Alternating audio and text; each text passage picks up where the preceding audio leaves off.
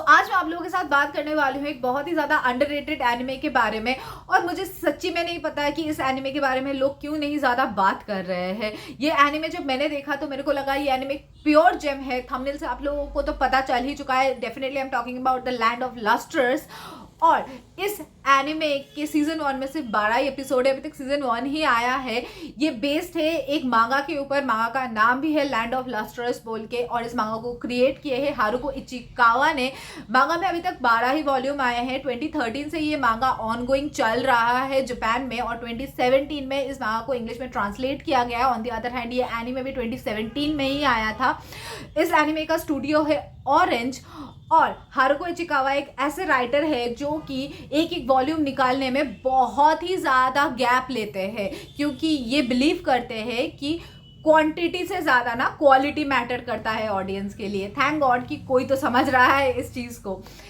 आगे बात कर लेते हैं इस एनिमे के प्लॉट के बारे में। इस एनिमे में ऐसा क्या है कि आप लोगों को डेफिनेटली मैं बोल रही हूँ कि आप लोग देखो। पहली बात तो इस एनिमे में जिस तरीके से वर्ल्ड को क्रिएट किया गया है, जिस तरीके से चीज़ों को दिखाया गया है, वो काफ़ी ज़्यादा फिलोसॉफिकल, वो काफ़ी ज़्यादा मेटाफोरिकल है। तो इस एनिमे में दिखाया गया है एक ऐसा वर्ल्ड जिस वर्ल्ड में अभी कोई ह्यूमन बचा नहीं है। तो बचा है क्या? जेमस्टोन्स। हाँ, और इस जेमस्टोन्स को बोला जाता है लस्टरर्स। और ये जो जेमस्टोन्स है ये ना ही मेल है ना ही फीमेल है। ये एक ओपन इंटरप्रिटेशन है जो कि हम ऑडियंस के ऊपर छोड़ दिया गया है कि हम लोग अगर चाहे तो इन सारे के सारे कैरेक्टर्स को हम मेल भी सोच सकते हैं और फीमेल भी सोच सकते हैं। तो इन सब में हमारे लीड कैरेक्टर के बारे में बात कर लेते हैं। उसका नाम है फॉज।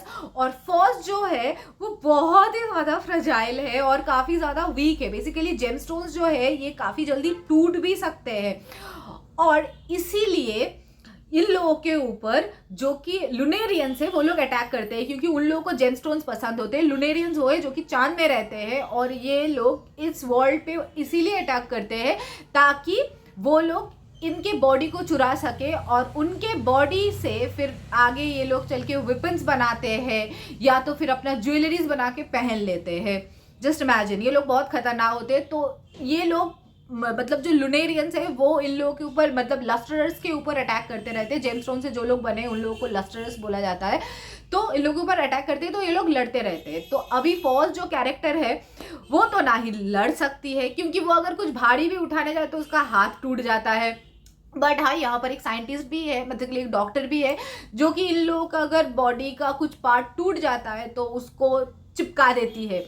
और हाँ, यहाँ पर मैं मतलब लस्टरर्स के बारे में कुछ बताना चाहती हूँ कि ये लोग दिन में ही सिर्फ निकल सकते हैं, रात में नहीं निकल सकता है।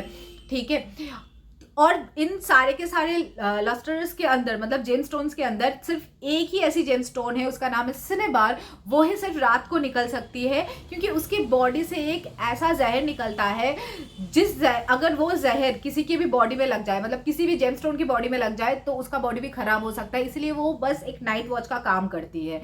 ठीक है, वो रात को बस घूमती रहती है। दैट्स इट, यही है सिनेबार का काम। बट हाँ, सिनेबार बहुत ही ज़्यादा इंपॉर्टेंट कैरेक्टर है हमारे इस एनिमे के लिए।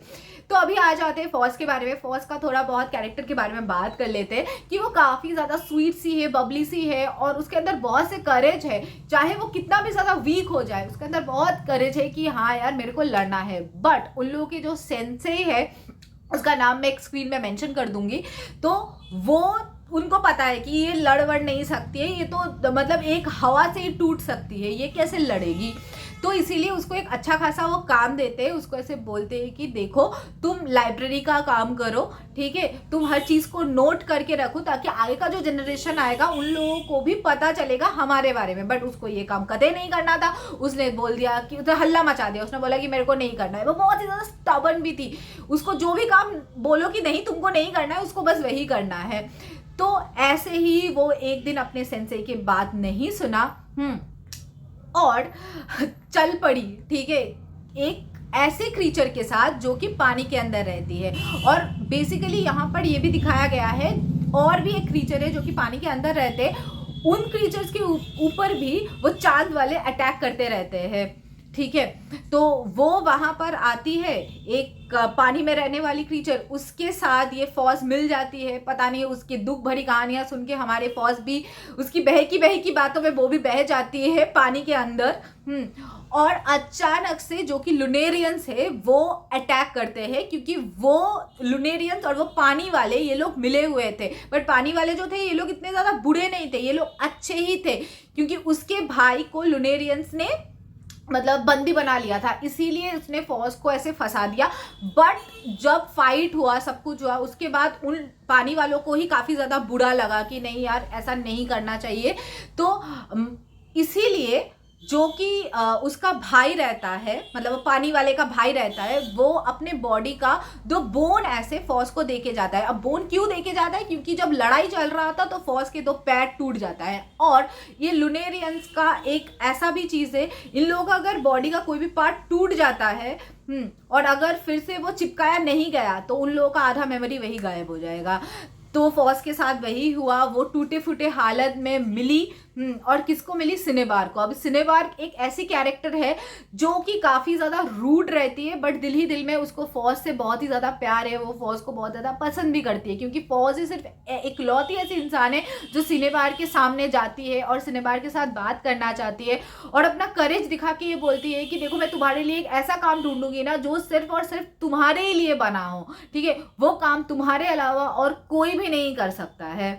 तो इस तरीके से वो हमेशा उसको ऐसे बोलती रहती थी, चाहे सिनेबार मुंह के ऊपर कितना भी रूड बन जाए, बट नहीं, वो हमेशा फॉज को अपना मतलब क्या ही बताओ, एक सिंपैथी एक एम्पैथी था उसके मतलब उसका फॉज के ऊपर। तो जब ये बहुत बड़ा सा लड़ाई होता है उसके बाद सिनेबार को ही फॉज का बॉडी मिलता है और सिनेबार उसको डॉक्टर के पास छोड़ के जाती है।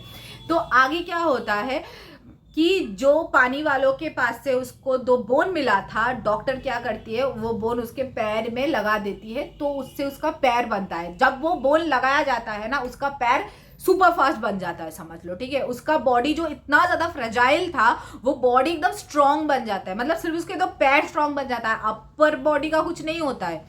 तो अभी फिर उसने बोला चलो मैं तो अच्छे से भाग सकती हूँ, मतलब मैं बहुत मस्त भाग सकती हूँ।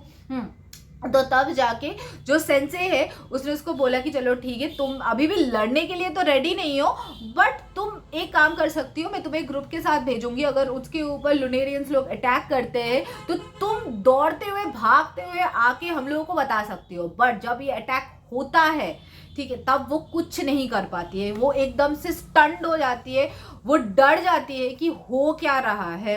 तो आगे चल के ये जो लुनेरियंस है, इन सब में से जो सबसे ज़्यादा स्ट्रॉन्ग लुनेरियन है, ठीक है, वो उसको ऐसे डांट लगाती है कि तुम क्या कर रहे हो, तुमने तो कुछ किया ही नहीं, क्यों नहीं किया। तो आगे चल के उसको थोड़ा बहुत बुरा लगता है, बट चलो पहली बात तो जिन लोगों के साथ वो मिशन में गई थी उन लोगों को कुछ नहीं हुआ। बट अभी क्या होता है कि ठंड का मौसम आने वाला था, तो अब जब ठंड का मौसम आता है तब ये जो लुनेरियंस बोल रही हूँ, सॉरी, जो लस्टरर्स है, जेम स्टोन्स, ये लोग हाइबरनेट करते हैं। बट एक ऐसा ही जेम स्टोन है जो कि नहीं सोती है ठंड के मौसम में, बट वो भी काफ़ी ज़्यादा, उसका भी जो बॉडी है वो भी बहुत ही ज़्यादा फ्रजाइल है, but at the end of the day वो ठंड के मौसम में काफ़ी स्ट्रांग बन जाती है, इसीलिए वो ठंड के टाइम पे जाके बाहर में गार्ड देती है। सो आगे क्या होता है कि सिनेबार बोल रही हूँ, फॉज जो है, फॉज भी इसके साथ पेयर करती है, क्योंकि पेयर इसीलिए किया जाता है, उसके जो पैर नए लगे थे ना उसके बाद से उसको नींद ही नहीं आ रहा था, वो पता नहीं क्या उसको हो गया, उसके आंखों में नींद विंद उसका सारा उड़ गया। तो उसने बोला चलो यार अब मैं इसके साथ काम करती हूँ। तो जो सेंसे है उसने उसको बोला कि चलो ठीक है अब तुम इसके साथ काम करो। तो अब वो जब बाहर गई, उसको बोला गया कि चलो अब तुम बर्फ को ऐसे काटो ऐसे काटो, तो वो काफ़ी ज़्यादा फनी मोमेंट था, आप लोग देखोगे तो आप लोगों को डेफिनेटली पता चल जाएगा। तो वहां पर भी लुनेरियंस अटैक करते हैं, बट उससे पहले हमारा जो फौज है ये तो किसी की नहीं सुनती है, इसके अंदर कुछ नया पावर भी उसे आया कि वो एनिमल्स के साथ भी बात कर सकती थी, और जो बर्फ है वहां पर भी कुछ ऐसा मिस्ट्री था, और ना वो उस बर्फ की बातों को भी सुन सकती थी। तो अचानक से उसने पानी में ना पता नहीं क्या अपना हाथ डाल दिया और उसके 2 हाथ गायब हो गए, ठीक है, और समझ लो उसका और आधा मेमोरी गायब, और वो मतलब हाथ मिले भी नहीं।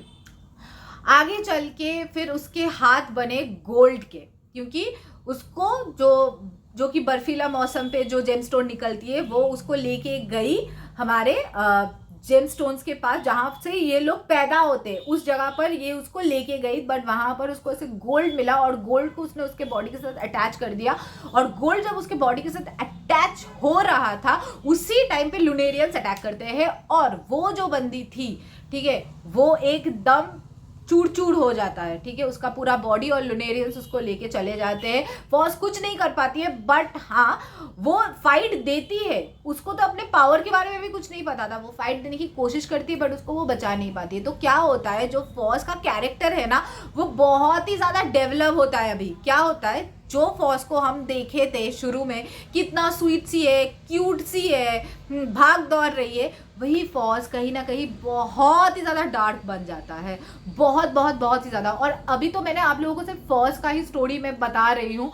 आप लोग जब इस एनिमे को देखोगे, इस एनिमे के अंदर बहुत से कैरेक्टर्स है और इन सारे के सारे कैरेक्टर्स का अपना अपना ही एक स्टोरी है। जो कि यहाँ पर सेंसे है, उनका भी अपना एक अलग ही मिस्ट्री है, जो कि सीजन 1 में तो ज़्यादा तरीके से दिखाया नहीं गया है। बट हाँ, जो सेंसे है ना वो किसी ना किसी तरीके से चांद वालों के साथ कनेक्टेड है, बेसिकली लुनेरियंस के साथ उसका कोई कनेक्शन तो है, जो कि आगे हम लोगों को पता चलेगा। और मेरे को इतना तो देख के लग ही रहा है, जो फॉस का कैरेक्टर है ये आगे चल के काफ़ी ज़्यादा डार्क बन जाएगा।